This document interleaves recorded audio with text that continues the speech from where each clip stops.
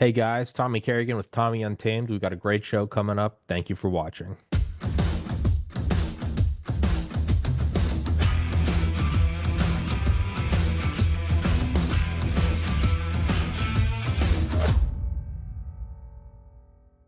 It has nothing to do with what we're talking about, but Wednesday is the 80-year anniversary of the first A-bomb tests. Not that that has literally anything we're talking about. Not We weren't even talking about that before this. This is just a thought that came out of my head. But so I didn't know, and for everybody listening, Mike Shelby, Joe Dolio, both of you guys have been on here before. You guys can go to the description. You can find their websites, their Twitters, all that good stuff. Please go follow them. Please go support them. Buy the books. Buy the Intel thing. Please go do that. Please support these guys. They come on my show. They don't get anything from me because I don't have anything. But I didn't know about it until Joe tweeted about it. Well, somebody sent me Mike's thread last night. They're like, this thread's awesome, and pulled it up, and it's got like 2.5, 3 million impressions already. So aside from just immediate burning jealousy that my own show doesn't work that well, I was very happy. And then I saw Joe tweet, I think the day before, and you're like, this is why you've heard nothing about this like ambush. I was like, what the f- is he talking about? And I went into the thread, and everyone was like, what are you talking about? I had no idea that that happened. But to just Mike, could you or whoever wants to take it first? What exactly, and why is it more why is it more significant than just your random run of the mill, blue hair, throw a brick through the window? And imagine it's the coordination. Could you touch on that, Mike? Yeah, I think there's really two reasons why this did not get media coverage. Well, listen, it got some media coverage. I was on CNN's website yesterday. They still hadn't written anything about it. But one of the reasons is because something geographically much larger happened in Texas, which was the flooding of the Guadalupe River and San Antonio and Austin. So I think, and it was just wall to wall coverage all weekend of that. So plus this ambush took place on 4th of July at 11 p.m. So, kind of a lull the next day, kind of a lull in the news cycle anyway. Just people taking the Independence Day weekend.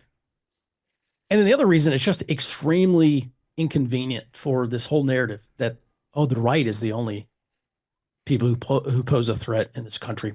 So the reason why this is more significant than literally anything else that I have seen since the 2020 riots, insurrection, I think attempted popular revolution, it also, I think, dwarfs the bombings of the pro-life clinics that we saw from Jane's Revenge in 2021, 22, somewhere around there.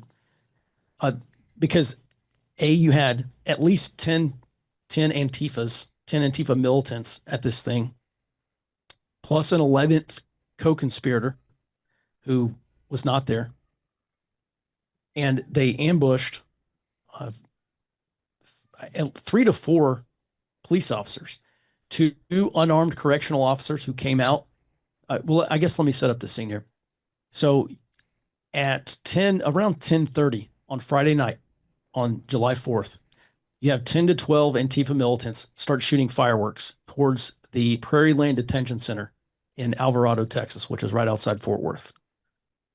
And it looked like, and according to the DA, the district attorney, it was an attempt to draw law enforcement out of this building so that multiple gun persons, could then begin shooting and killing law enforcement. And they did that. 2 unarmed correctional officers came out. This is an ICE facility. They came out to approach the people who were shooting fireworks. About 1 minute later, Alvarado Police Department showed up with at least one vehicle. I would imagine 1 to 2 officers got out of that vehicle. And that's when you have 2 shooters open fire from 100 to 150 meters away to the west. And they struck 1 police officer in the neck. I think it was Alvarado PD officer. And that's it. And then one of their guns jammed. They're both firing AR rifles, AR-15s. One jams, and then they ditch the rifles at some point in time in the wood line, and they take off to the west. So generally, that's what happened. And that's kind of the reason why it's so important, is because I would classify this as a complex ambush. This was not just hey, we're going to wait here in the woods for someone to show up. We're going to shoot fireworks. We're going to draw first responders out, and then we're going to ambush them. And that's something unprecedented. I know we went through the 60s and 70s and there was a lot of violence and bombings and shooting and stuff. Completely not lost on me. I'm extremely aware of that. But in the past year, the past 10 years of almost 10 years of me covering Antifa and the far left revolutionaries, this absolutely is unprecedented. Joe, you I want to think take it from there? a significant piece of that was the use of advanced communication devices. They use radios, most likely, the same one we see them use everywhere, some type of a Baofeng radio. But I saw them in Denver a few weeks ago using the DM 1701, which is a digital radio, therefore harder to intercept, a little bit better range, and a little bit more action. They have a YouTube channel that they all follow called Black Flag Civilian, where he is teaching them to use the digital Baofeng radios to encrypt their traffic. That signifies a level of organization, just like Mike said, that is far beyond the average guy showing up at a protest on Saturday. These people coordinated this over a longer period of time, made a very complex plan, just as Mike pointed out. They should have maybe spent a little more time on their E&E plan afterward. But this is beyond protest. This is actual insurgent activity. And if it gets legs and continues to grow, we could have a real problem. I'm not saying that's going to happen. Mike's got a better eye on that than I do. But I am saying that on the right and everywhere in America, no matter what your political spectrum is, you actually need to be aware of that fact that they went to this level. And if they're willing to do that against armed and prepared law enforcement officers, what's your risk level? It it makes me think of the Oreshnik ballistic missile last fall, and everyone's like, yeah, it had no warheads, it had, but the fact that it was that they used that in war had never been done before. That itself was significant. It doesn't matter if they just hit a random building instead of a nuke. It's the fact that it's the same reason why Sputnik was significant. It's not that it's beeping, it's that they put a weighted object in orbit in the 50s. That's, well, what else is weighted? Nuclear weapon, blah blah blah. So that itself is significant that they did it. I guess the next natural question, and just for everyone that is might be surprised by, because I'm an idiot, I have no military background. I have a biology degree, so please excuse my questions. But does that not then signify, are these people the ones who put this together, or are they true believers who were taught or paid or whatever to do this? Mike? I would say almost certainly they're autonomous. That was one of the questions that I got on that Twitter thread. Is there some level of command? Is there some level of command and control or HQ or some higher level authority? And typically what you find in these Antifa cells is absolutely not. They eschew all forms of hierarchy. They have a consensus driven decision making process, which is extremely messy, but there is not a commander like in the traditional sense that you would see, oh, this is a squad leader, this is Yeah. a platoon leader, company, whatever. And so I highly doubt that anyone urged them to do this. Now, directly. Apparently, according to the indictment, some of these people met online and they met on Reddit or Discord or Blue Sky or Mastodon or wherever they are. And so I think that's very important. But B, there could have, in these channels, there could have been something like some level of kind of agreement that, hey, we need to go do something against ICE. Okay, well, great, let's go together. And then one of these guys goes out and buys an AR-15 rifle 10 days prior to this event. And so just looking at the planning, how well was this planned?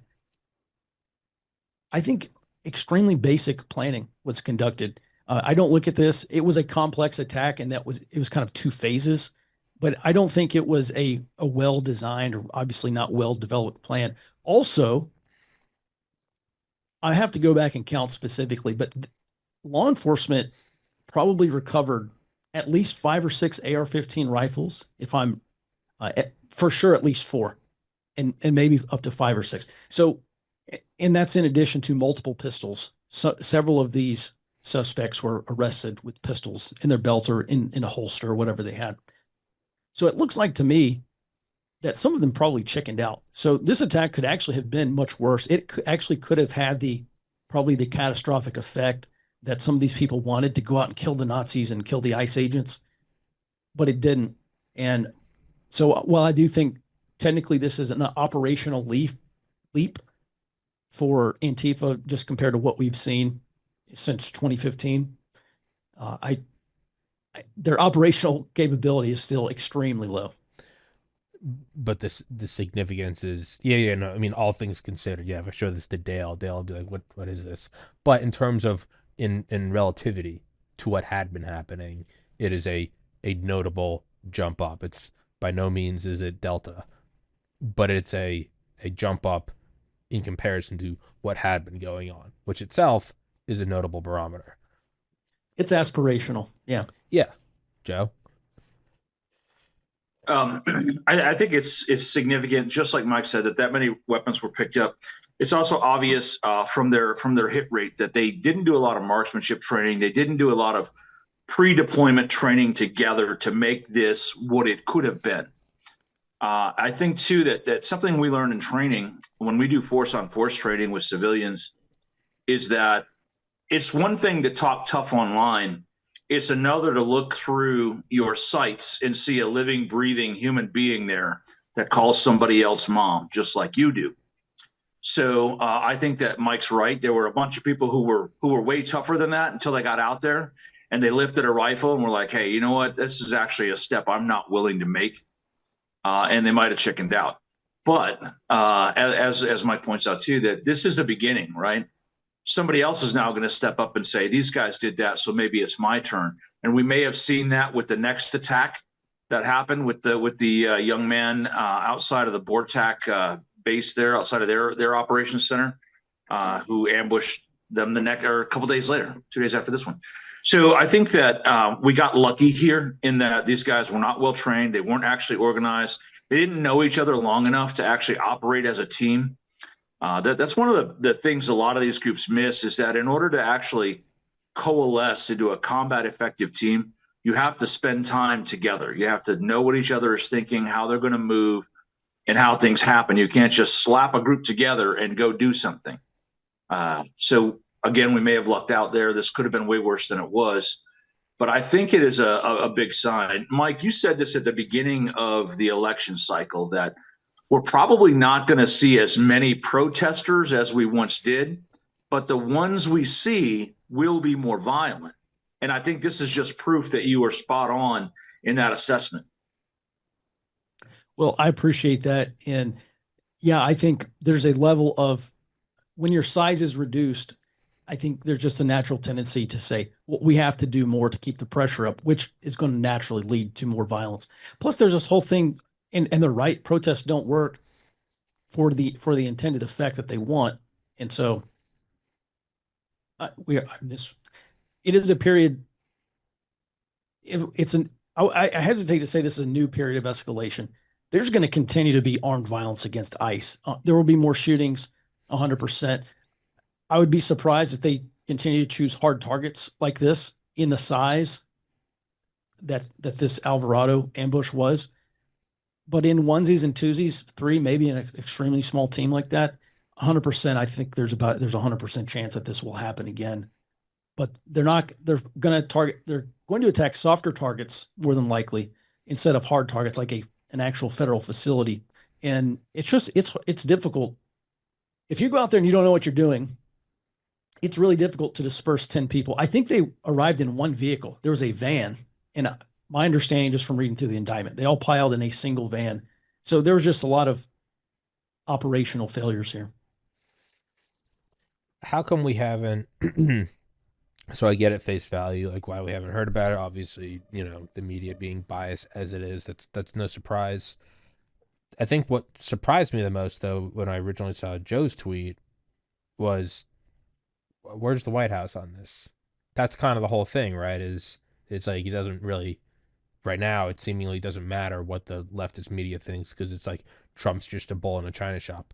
Where's that like classic like incendiary tweet or a soundbite? These two countries have been fighting for so long and for so hard they don't know what the fuck they're doing. Where's the Where's the bite about the radical left and that's to me I don't even know what that implies, but that seems odd to me. I totally expect the media to drop it if not outright cover it up. That's par for the course.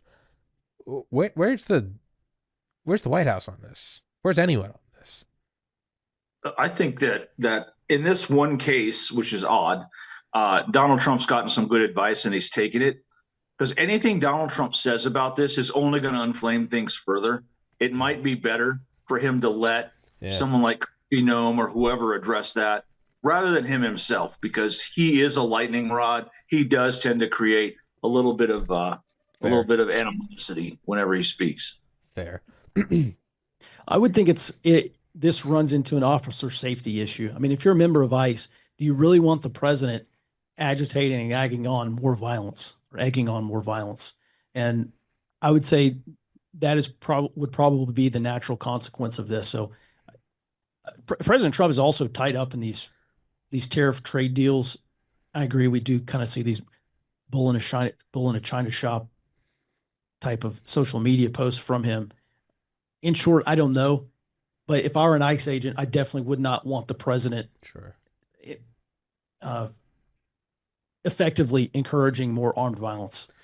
Yeah, there's something to be said for. I think it was in his first term. Stephen Colbert said something about him, and Trump responded, and everyone in like the kind of entertainment sphere was like, "You already lost when you responded.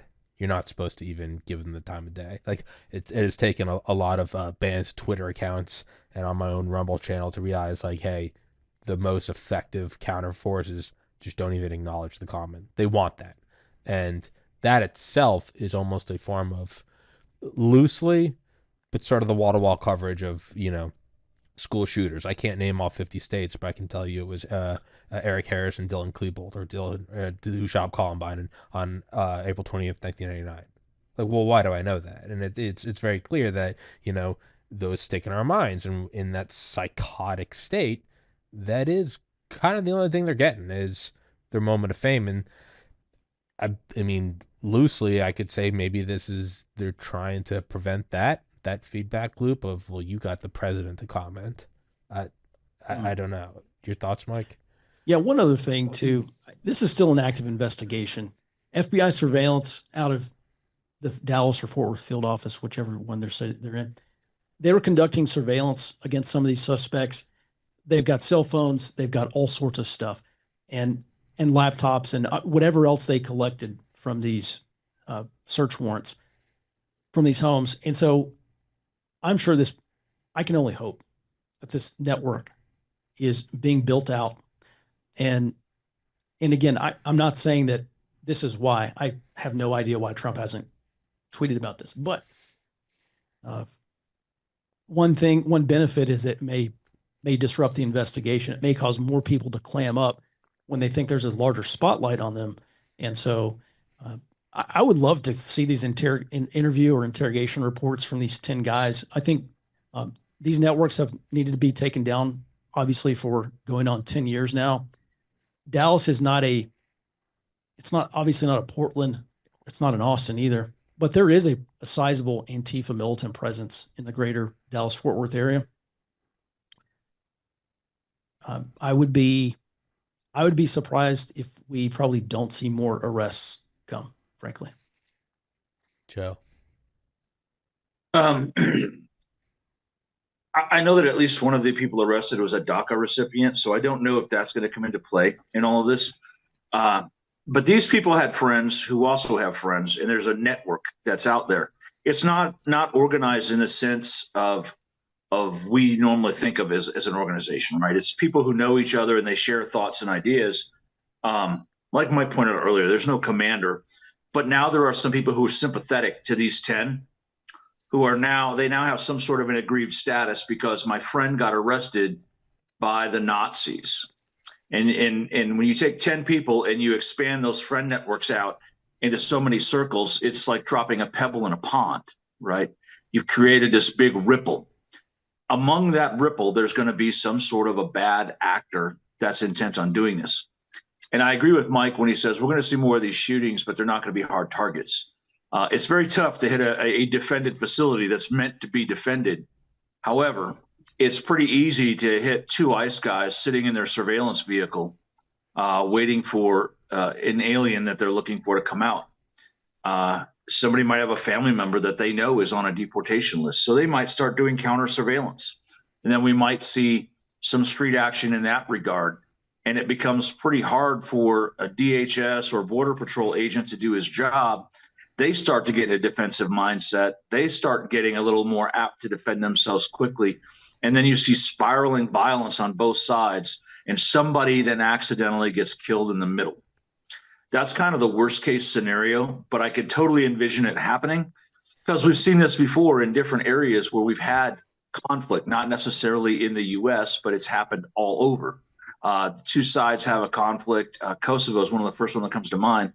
There's two legitimate sides that have a conflict, and then one of those two sides kills an innocent and blames the other side, and all of a sudden you have a mass riot and mass civil disobedience over something that was an accident. So I think that the risk for escalation is there, but it's not going to be. Everyone has this dream of what a civil war in America would look like. It's not going to look like any of that. It's going to look like insurgent activity on both sides going at each other, with the police largely sitting on the sidelines. And that's my concern, is that these Antifa folks are going to hit someone other than an ICE agent, and some other group is going to take exception to that, and then they're going to hit an Antifa person, and that's going to go back and forth. And the police essentially withdraw because they're like, "Hey, man, I'm not in the military. I don't get paid enough to do this. I'm out." And my friend Don Shift, who's a former police officer himself, just pointed that out. That unlike the military, you can't force cops to do things; they'll just quit, and that raises a bigger risk than some sort of tit for tat between the DHS and Antifa. The United States doesn't exist in a vacuum, and if I was an external force, this is something that I would look at and call a win-win. The get them to go back, and you and I look at it and go, "This is where I live, and I don't want that. It's going to spiral out of control." If I'm Right. outside of the U.S., I'm going, "Yeah, spiral is good. Spiral." That's what I would do. I mean, is that not the next logical step? Mike, I'll let you answer that. Well, I you think keep it most on. Antifas are chicken shit, frankly. There's a reason why they don't engage in armed violence, because they're not very good at it. Number one, there's relatively far fewer of them than there are literally anybody else, just across the country. So will we see a onesie or twosie conduct armed attacks? Yeah, it's 100%. I think we will. But there's a reason why the left is trying to keep a conflict beneath the threshold of armed violence. And I know there has been armed violence, and I'm not saying obviously that's going to continue, but by and large, you look at your hardcore Antifas in Portland and Seattle, they're not out there shooting at. Now sometimes they do, but they're out there throwing bricks and stuff, and they're not engaging in armed violence. And the reason why they want to do that is because they're not very good at war fighting, frankly. But they are very good at this kind of insurrectionary violence. And so obviously that's going to continue. But the broader point is, if you just, look at most of these individual shootings. Most of these individual shootings that are not gang related happen for two reasons. Number one, because someone is mentally deranged, or two, someone has an extreme personal grievance and they have nothing left to lose. And I look at that and I say, well, of course, some of these Antifas are mentally deranged, but probably not to the point that they're going to go on some shooting rampage. And they do have a personal grievance, but at least for now, shooting is not just going to be the standard MO for Antifa. It's going to remain beneath the threshold of armed violence. Lastly, we can kind of wrap it up, is unless there's more to go on. So predicting is the tit for tat spiral, the continuing probably onesie twosie. It might be they probably want to stay below the threshold because they know they can't win in that. And then there's just the whole, do you have the balls to pull the trigger? Probably not. What is the expected or predicted response from the administration, the state? Not not the Trump statement, but rather what realistically happens. Like, I mean, do they start just, does ICE start, is it some kind of minor, like, hey, ICE gets MRAPs now? Or is it, ICE is now going in with, full on protection details around them? Not that either of you have the crystal ball, but Mike, you've been pretty good at predicting things thus far. So let's say it continues. Let's say it doesn't go up. Let's say it just plateaus like this. A couple attacks here and there, blocking roads, and then whatever, fireworks and shooting and haphazard, sloppy Sputniks, but nonetheless Sputniks. What realistically happens from the state side? Well, I would like to see it maintained within the Department of Justice. Felonies work. We go back to that 2023 Georgia RICO case. The Stop Cop City thing, they were going out and burning vehicles and setting pipe bombs and occupying this construction site where they're trying to build the Atlanta Public Training Safety Center, which is a police training place. They called it Cop City. And this was like a multi-year thing. And then finally one day, the state of Georgia just says, well, we're just going to go arrest them all. And they arrested 61 people and they slapped them with RICO charges, with conspiracy to commit all sorts of crimes.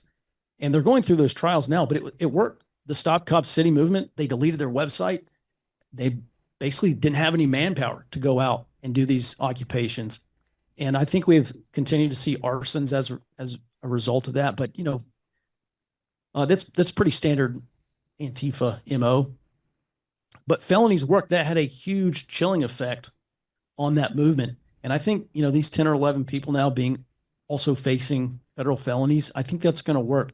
I was just looking through some of the Antifa social media and just trying to gauge metrics. And I didn't see any of them angry. It's not like they said, oh, those bastards are going to pay. We're going to go out and get them. They're kind of like, holy shit, I can't actually believe this happened. Mm. And so that leads me to believe that this is just, we're not going to see any like squad style armed violence or ambushes or raids. Probably not anytime soon. Onesies and twosies almost certainly will continue to happen. But I think the risk level is a lot higher. They don't have the political top cover that they had. They're not just being caught and released like they have been, especially in 2020. They are facing charges. They are facing prison sentences. So I actually think there's a pretty strong argument that we will not see any kind of Antifa backlash. And that's going to allow the Trump administration to keep this in the judicial system, keep arresting people when they do commit crimes, charge them with maximum whatever charges or penalties or whatever they have. And RICO. You got to go in and arrest them all for conspiracy. And one of the things that we saw from the Biden administration is the process is the punishment. They don't care that you didn't do anything wrong. The Biden administration didn't, that DOJ didn't care that you did anything wrong, but the process was the punishment. Yep. And I'm not saying the Trump DOJ needs to do that, but they've got to go in places where crimes are actually being committed and conspiracy is actually being committed and do that to the maximum effect. That's what I would like to see. That's what I expect to see. That's probably it's an abstract parallel analogy to Curtis LeMay, right? Secretary of the Air Force under Kennedy. If you're going to use violence, or if you're going to kill people in war, use excessive violence, kill excessive people, civilians and soldiers, because in the end, you will not only save your lives, but you will save the other side's lives as well. It's ultimately the humane thing to do. Now, to water it down as well as legally, not to sound like I'm calling for violence. In a legal sense, it seems like that's probably the most humane thing to do if we're looking at what Joe said and go, well, if it doesn't get dealt with, and then it starts spiraling back and forth, both sides are going to have a lot of human loss. And so it seems like the most humane thing to do would be to just RICO it, felony it, and try to chill it now before it spirals into what it could be. Again, not that I have any wisdom in any of this shit. I was pretty happy to see a rapid FBI response, which is what was needed, just like Mike said. It's one thing to be arrested by the local cops. It's another to be arrested by the FBI, right? And be facing a federal felony where they're going to move you halfway across the country, and they're going to be there. So I think that that's right. I think that the quick law enforcement response was there. But don't get me wrong. When I say the spiraling thing, that's not going to be large scale organized. It's going to be the Yeah. onesie twosie things that Mike talks Yeah. about. You killed my cousin, so I'm going to kill yours. Kind of a Hatfields and McCoy Yeah. thing, Yeah. Yeah. but relentless, right? And I think that we're going to see some of that. But Mike's right. They were shocked that a federal law enforcement agency took rapid and decisive action against them and nipped it in the bud. I just wish I could get them to do that about certain other issues that we face in life, like, the Epstein client list. But that's another story for another day. Like On, that on little. the Antifa front of it, uh, yeah, I think that Mike's 100% right. Most of them are really shocked in the response that happened because it's never happened before. And I wanted to remind everyone that when Mike brought up Stop Cop City, that also involved an officer involved shooting where one of their people died to get them to that point. And that's when the state of Georgia was like, we're done with this. We're not going to face this anymore. And you'll still see the left treat Tortuga, or whatever his name was. I guess that was his street name, as some sort of a martyr. And I think that the hero worship we see on the left of Luigi Mangione is going to come to play. And we're not going to see the squad size attack like we saw there, but we're going to see more like Mosqueda, this young kid who opened fire on an ICE facility himself and managed to hit one officer in the knee. And I think we had one Border Patrol person cut by flying glass before he got sorted out. But it'll be more of the onesie twosie attacks that are way harder to predict because that guy's not talking to anyone, right? He's just making up a plan and making something happen. That's what we have to worry about. Um, and yeah, we'll kind of wrap it up. But Mike, do you have any advice on what stocks we should buy? As you have kind of hit this out of the park with you were saying. I remember seeing your tweets last fall. You're like, there's not the same energy, there's not the same stamina that we saw in 2020, and you're kind of seeing it. And like, but the things that do last, or the things that do still persist, will be spiking up to, like you said, maintain the pressure. So not financial advice, but Mike is now going to tell us how we should all boost our portfolio. So I'll hand it over to you, Mike. Yeah. One thing that I see frequently on Antifa blogs is they say this is a completely different security environment, and I think it has had kind of a depressing effect on them. And so, yeah, I don't have any stock tips for you, unfortunately. I may except Palantir. I don't know. Palantir and gold. I just go long those. Pretty much every government on earth is going to have eventually their own Palantir or their own contracts with Palantir. Yeah. I don't provide financial advice either, but no, and legally I don't. I was going to say no. The IDF's, what was it, Violet or whatever or I think it was Violet, whatever their program for targeting. That was the subsystem of Palantir. It came out like a year later. It was all Palantir doing it. They're like, oh, Israel has a Palantir. It's like, no, it's literally Palantir. So yeah, I don't know. But you know what there needs to be? There needs to be a Project Veritas, but for Antifa, because there are a lot of veterans who yeah, come from special missions units or come from SOF or come from that kind of world, and they would love to bite off this mission. And I think it's an important mission. And I will just tell you, it's not difficult. Like literally, probably anybody with just basic surveillance skills can go out and start photographing who these people are, because it's the same damn people going to the same spots. And when they go to these riots or they go to these direct action demonstrations, they leave. They go back home somewhere. And so, I think identifying them would probably not be that difficult if you had the means and some backing. Number one. So, Eric Prince, if you're listening or watching this podcast, hit me up. And then number two, realistically, we're dealing with like maybe in the low thousands of like just hardcore Antifas across the country. That is just not a big problem. It is not a high priority because as things go, riots are just no DA wants to get someone on obstruction or whatever. But it's not a big problem. It can be done very quietly, and I think that's the way the Trump DOJ should pursue it. amen. Joe, any closing thoughts? And Joe is releasing a calendar where he dresses up as a fireman. I don't want to spoil it, but I know he is releasing his. It's a little late this year, it's already July, but it's going to be great. It's 12 by 10 glossy. You can get it at tacticalwisdom.com. It's very little is left to the imagination. I'll say that. If there's one thing you should have learned over the last few years, it is do not listen to Tommy when he talks about me. Anywho, but I did ride on a fire truck on the 4th of July though, so that was other. See, in every lie, there's a little bit of truth. For everybody listening, please go in the description. Please go follow these guys on Twitter. I'm going to text you guys after this. There's another show that I think might be interested in having either or both of you on. And yeah, go and please support them. Please go follow them. Please go do all that good shit. And gentlemen, thank you both for time out of your day. I genuinely appreciate it. Absolutely. All right, guys. Joe, good to see you again. Tommy. Yes, sir. Yes, sir. See ya. All right, guys. God bless. Heaven's Harvest Prepper Food. 72 servings per pail. 25 years shelf life. I've had the owner Clayton on the show before. He's a God-fearing, America-loving patriot. Get one of these, get a couple of them, throw them in your basement. It's good to have it, not need it, than to need it and not have it. If you don't want to do that, you can get their seeds. You can plant your own garden, so you don't even have to keep buying them. You can just get the goods and start your own, or you can even get freeze-dried fruits and vegetables like bananas, apples, strawberries, and raspberries. They support the show. It's an honest product. It's a good safety measure to have, and they keep my show free for you. So I'd implore you guys to please go to heavensharvest.com, use the link in the description, promo code TPC. Axios Fitness Coaching is a premium resource for holistic strength and conditioning services.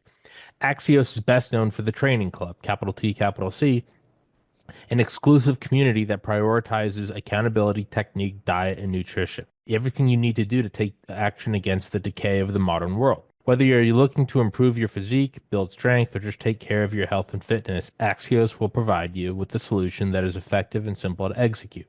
All you need to do is complete the intake survey, and you can see if you're a good candidate for the training club or any other of the services. And it's going to sponsor the show. So, one company falls off, another one arises. So if you guys like the show, you want to work out, throw the show a couple shekels. Go take the survey. Thank you so much, guys. Higher ultraviolet exposure is associated with lower mortality. The United Kingdom is a high latitude and low sunlight country. Researchers there collected data on over 360,000 participants in a study of UV exposure via solarium use. When compared with non-users, solarium users had 15% risk lowered of all-cause mortality, 23% lower risk of cardiovascular mortality, 14% lower risk of cancer mortality, and a 12% lower risk of non-cardiovascular, non-cancer mortality. In other words, all other causes. Quoting the researchers, our study adds to the growing evidence that the benefits of UV exposure outweigh the risks in low sunlight environments. A link to the original publication is available in the box below the video. Get some UV light this winter. Immerse yourself in the tranquility of the blue. Visit a Blue Room soon. www.blueroom.com